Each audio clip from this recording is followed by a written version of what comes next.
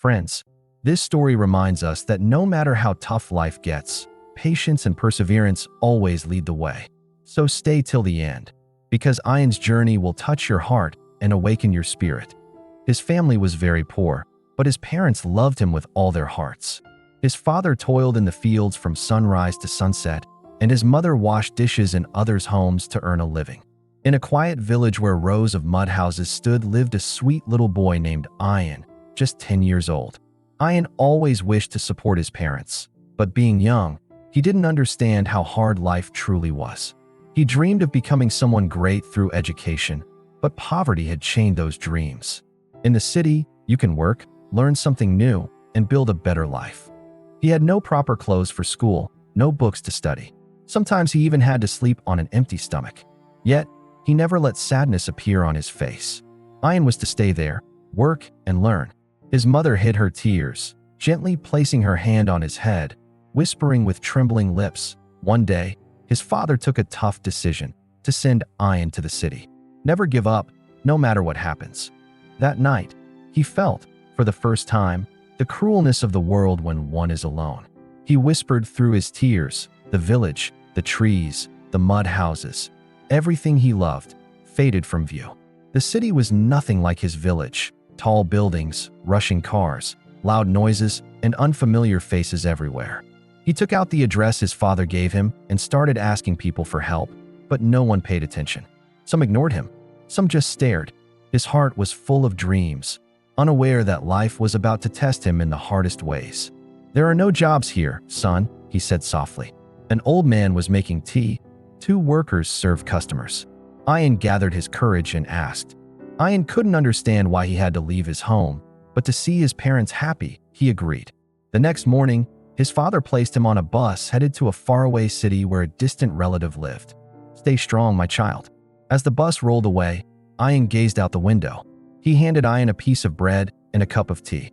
As soon as Ayan stepped off the bus, fear began to grow inside him. Hours passed, darkness fell. He hadn't eaten the whole day. His feet hurt. His eyes filled with tears. It was hard, but at least he wasn't hungry anymore. Lost and scared, Ayan sat alone in a quiet corner and wept. "What should I do? Where should I go?" he murmured. The streetlights flickered on, but his heart was swallowed in darkness. He hoped for help, but none came. Desperate with hunger, he reached for it, but a man shouted and drove him away.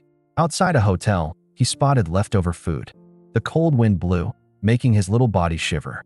Exhausted, Ayan lay down in front of a closed shop. "Mom, Dad, I'm alone here." He slowly fell asleep, shivering, hungry, scared. But as dawn broke, a small light of hope awakened inside him. He stood up and said to himself. In the evenings, he still worked at the shop. Slowly, he improved in studies. Every hardship made him stronger. Every failure taught him something new. He must study. I'll admit him to my school. Seeing Ayan in a suit, his eyes welled up. Ayan became the school's brightest student. He earned a scholarship, then got into college.